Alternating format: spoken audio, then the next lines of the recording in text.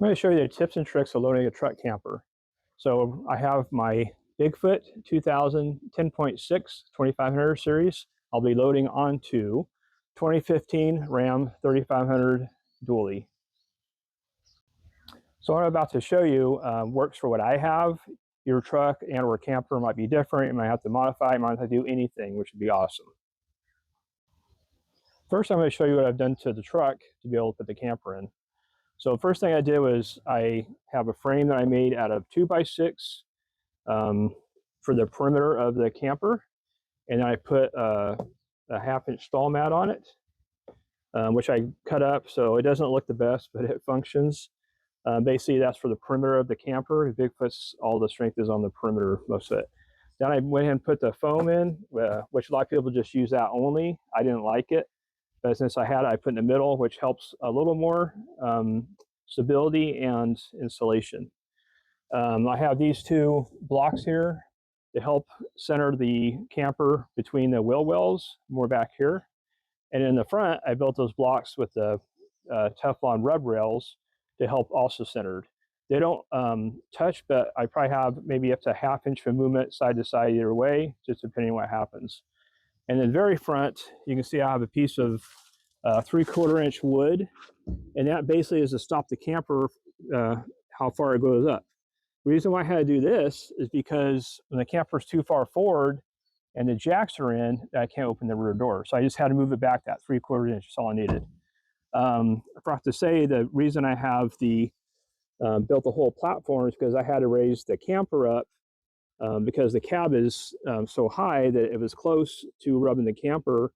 Plus, I was not able to open the rear doors the way the camper is built. For the camper mounts, I use factory Torklift. They're made for this model right here. So you have the bottom ones right there, which they hang low. I was worried about it before, but I've never hit them yet, and I've gone some. I'm not crazy off-road, but I've definitely gone off-road. And then, of course, the back ones here, which they work good. People make their own, awesome. I bought them, and I've been happy with them. It's worth the money to me. The last thing I do before I put the camper on is to put my hitch system on. Why do I have a hitch system? Because I flat tow this Suzuki right here. So I went ahead and invested in a superstrut system. Yeah, I'm only flat towing, so I don't need the tongue weight, but I'll show you in a minute why I did that. This thing is definitely heavy duty. I love it. I don't feel the car back there at all. It just is definitely worth the money. And why I do it beforehand, because the camper sits way over. Yeah, you can get underneath and put it underneath, but why do that when you can just do it right here? It's much easier to put it on. And this is why I went ahead and got the superstrut, because I used to tow with this, and you can see this bend right here. I probably towed about 3,000 miles with this, and one time I had to do a panic stop, and it actually bent this hitch up. So to me, it's not worth using these. Some people do, great, but I just say it's worth getting one of these. Well, I hope you're enjoying the content. If you are, please like and subscribe to our channel. Let me show you some more stuff going on. So I have this sitting on a temporary, basically sawhorses with some wood. And also the jacks for holding it up. I can let the jacks off and it will sit on here, but I just do all for good stability. And then, so when I jack it up, as you'll see, I'll pull all this out and be able to back into it. So one thing is these steps, I spent extra on them and I really like them. They're great. And plus got the handrail with it. So we'll probably be doing a separate video on just that to show you how great they are. I'm getting ready to jack up the camper. I do have electric jacks with a old style remote control, which uses a wire. New ones have wireless. I could change it over. I just haven't spent the money to do it yet. This has been working fine.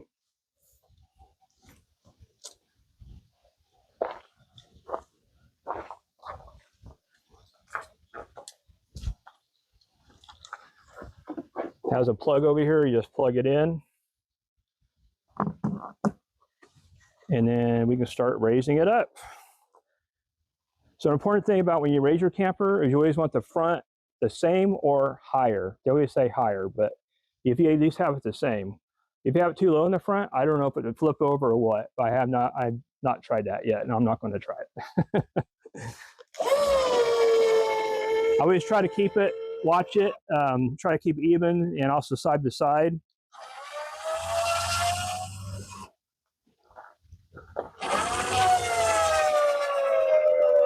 What sucks about these jacks, what sucks about these jacks is they don't all go the same rate.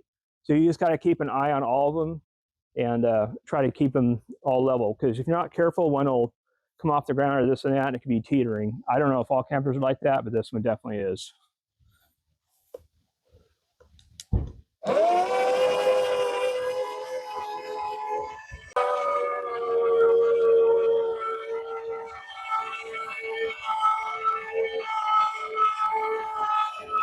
Let me show you one trick. How do I know how high to get it? Well, I just have a simple stick that I marked my bed height right here. You can see it looks very professional right there. And I just set it on the side to tell me how high to get it. So I'll go about probably an inch above it, front and back, and then I'll know that lying back underneath, it's the correct height.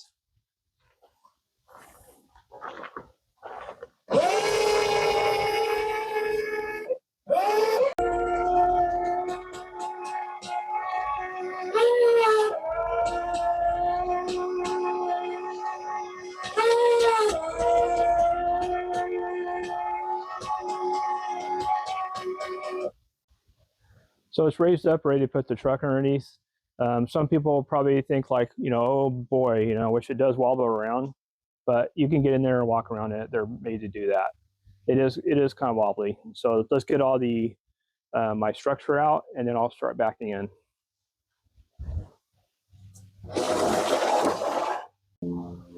Let the camper high enough to start loading it. I'm going to start backing here in just a minute. People use different methods for lining it up. I just use my mirrors, and I'm able to target kind of back there. You can see the little black strips back here. I kind of can wash out and aim it between it. Some people put lines on stuff, whatever. I have not done that, and I don't see a reason for me to do that. One trick about my truck is I have the factory airbag set up, which is auto leveling. And so what I do is I put it in transport mode, and it actually drops the suspension down probably an inch. And so when I load the camper, when I start loading it down on it, it won't start auto leveling up.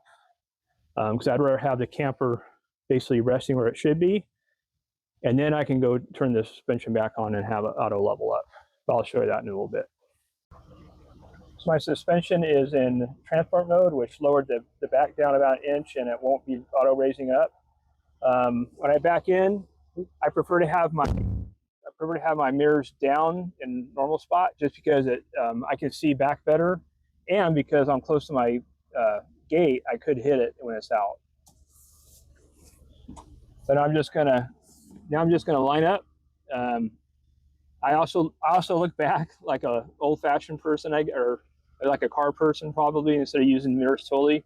But I do use my mirrors to help me line up. So we'll see how it goes today.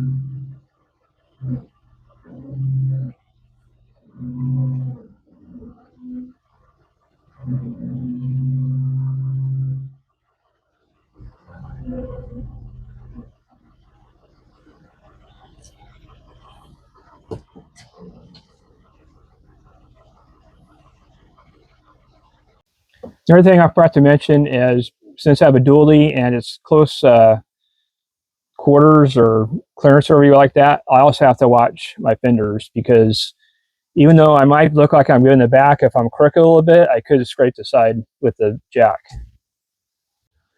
So now, as a finalize to make sure that I'm pretty centered into my bed, I'm just going to look kind of down through here, make sure it's the same on both sides. I don't know if maybe it does it. So it looks like I'm pretty close, maybe a little close on this side. So when it goes down, it should be all right. Another thing I learned is make sure you go ahead and plug in your lights and make sure they work, because I put that all on before. Even though I plugged it in, but I didn't check the lights. I put it all down, got it hooked up, and when one of the lights wasn't working, so my connection on the bed into the truck was not making good contact. So it's very hard to get to. You might be able to get a stick and push it around, but it's much easier when it's loose like this. You can just move it up and make sure it's got a good connection. Left blinker, right blinker, and tail lights. Everything's good. All right, so I've got everything centered up, front to back, side to side. Time to start lowering it down onto the truck. Do the same thing as raising it. You try to keep it, front end up most of the time, but just have to kind of watch all the jacks and try to make sure it stays level.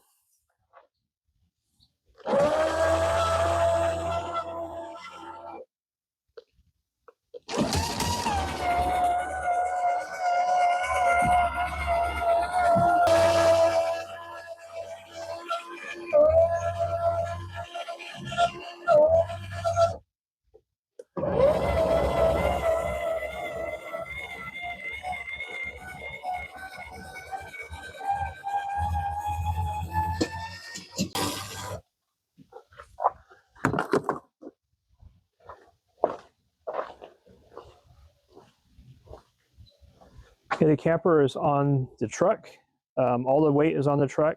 I haven't raised everything up yet, so I'm going to go ahead and do the auto level, and that way, when I'm leaving it down, that way you can maybe visualize how much it goes up.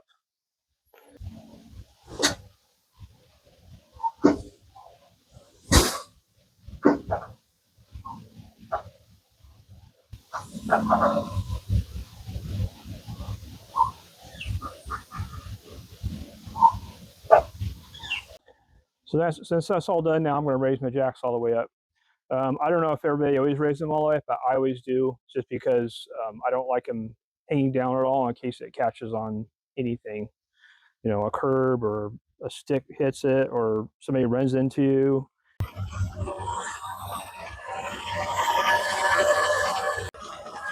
So this is my flow jack. I don't know if it's because of the motor or because it's the furthest away from the electrical point, but when I did get this, the motor was full of water, and I got another one and it got full of water, but I was able to rebuild it since I caught it so quickly.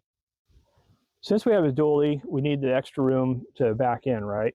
So this has extender swivel mounts, and basically just it's spring loaded, which it's always really easy, and I just swing them in like this, make sure they're locked down.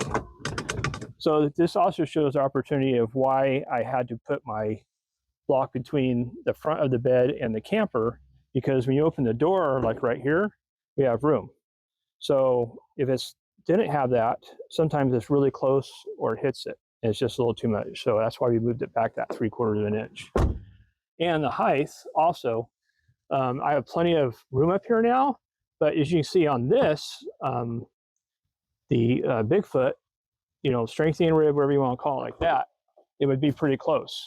But I have plenty of room here now. So without that on the bed, it would be hitting, I guarantee you right now. So now I've got the camper all on. It's in the right spot. The suspension's done. My jacks are up. It's all ready to go. I got to make sure I got it tied down to the truck. And basically just keeps it located. These are not going to probably keep it, if you flipped over, I don't know if they would keep it in the truck, but, definitely holds it down.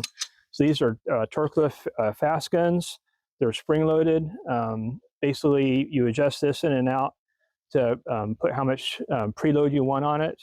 I'm not sure the exact specification is supposed to be, but there's an O-ring right here. It's hard to see, but basically you put it right there, and when you cinch this down, it'll go, I think it's like a 1/4 inch, and that's like the proper preload.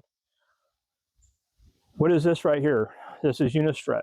So why did I put this on? Because in the factory mount locations, at least on Bigfoots, I don't know about all campers, and the newer Ram dually trucks, it's very close to here. That's why I have this pad on here. Originally, I used to just go on here with there. But jilling down the road, moving just a little bit of stuff, it gets very close, and I didn't like it. So Torklift does make a kit that goes between here and the front one, and it's adjustable, and it has little ears here to make it so this won't be so close to the fenders, and I'll show you here in a second. I thought, what if I just get this unistrut and try it out? It's definitely less money, and if I want to hook something to it, I can. I haven't yet, and then I left it. I just left extra length on here just because I did. You can cut it off wherever you want. I only use like the holes like closest to these holes because I want to try to keep it close to the factory mounts. So let me show you right here. So I usually go as far as I can back on my bottom hitch, and then this is where it would go up here on this one. So we go right here, which you can see how close that is. I know it's hard to tell, and I can't really show you now because it's not really there, but that's, you know, pretty close. And if it moves at all, which I have it to where it can move a little bit, it could eventually hit. Plus, when you go up and down, it kind of pushes in and out, so that makes it harder to put on.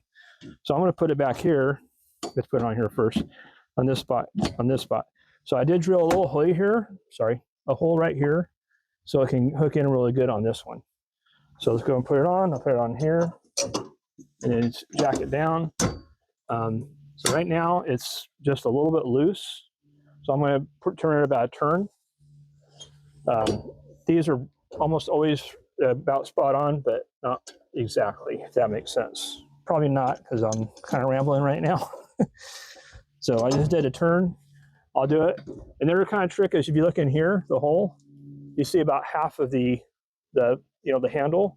That's usually kind of indication that's probably about the right preload also. So that's all I did. Some people like to put more, some people go less. I found this has worked good. And if you go like down the road a ways, if you want to stop and check, go ahead and check it. But we went 3,500 miles our last trip, and it worked great. Okay, last thing you want to do after you put your FastGuns on is to secure them. Minimum you need is a hitch pin in here just so it won't open up. I don't know if they ever do, but I like to use a lock because these things are not cheap, and people love to steal stuff whether you want them or just for fun. Torklift does make locks for these also. I believe they're keyed. I wanted a combo lock, so I just went on Amazon and I got a set of 4. They're set your own. Just put them on like that, and nice and secure. Well, everything's loaded up, ready to go. I got the car hooked up. I've done a walk around, make sure all the lights for everything's working great. One thing I didn't talk about was water. So when I go somewhere, I always fill my tank up, but I wait till I put the camper on to fill it up. Now, there is water in the tank when it's off, and I don't think it's a big deal, but less weight to me is better. So not, about it, but whatever. Anyway, if you guys have any comments, questions, suggestions, or anything you think we could do better, whatever, please let us know. Send us a message, and please like our channel. Thank you. Just got back from our nice trip, so it's time to take the camper off.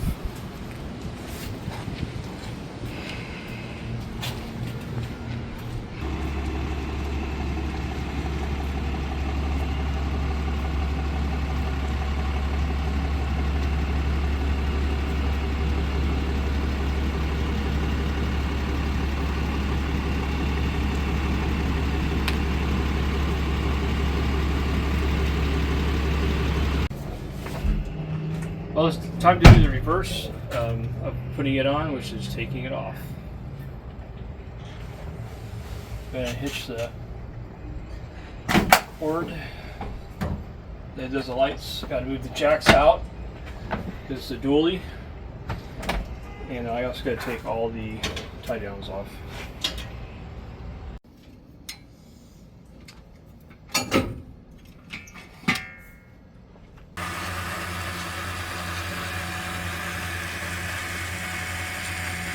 I put the jacks down to where I just start lifting the camper off, and now I'm going to lower my suspension because otherwise it'll keep trying to go up.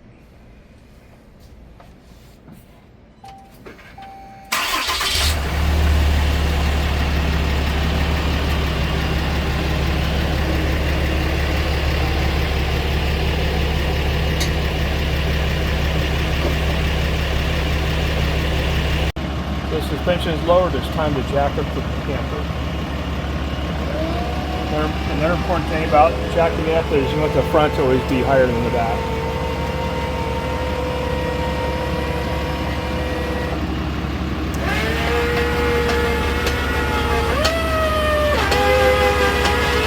Alright, it's off the bed, so it's time to pull out.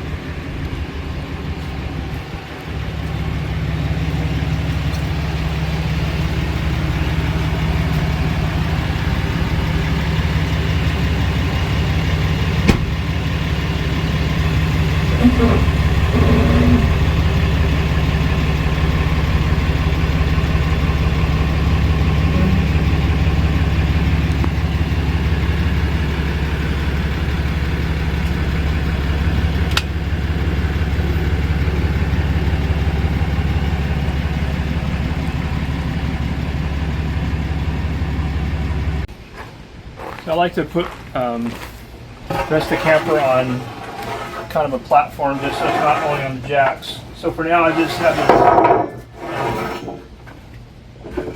nice sawhorses, and I put at each end I put supports. But eventually I'm going to build a I guess like a table or a cradle, whatever to set it on. So I believe the best place to support, especially a Bigfoot camper, is pretty much the perimeter of where it would be sitting in the bed. So like I said, when I do my cradle, I'm going to have it all the way around. For now, I'm doing like the front and like the main part in the back. And I don't rest the whole thing on there, but just like half the weight or something like that. So I'm going to lower it down on my supports. Like I said, when I build my table over, I'm going to have it pretty close to the same level, so I don't have to raise it up and down as much all the time. And again, you want to try to keep the back always lower than the front. So I'll start with the back first. And what's fun about these is the jacks don't all go the same speed, so you just have to kind of watch it and judge as you go.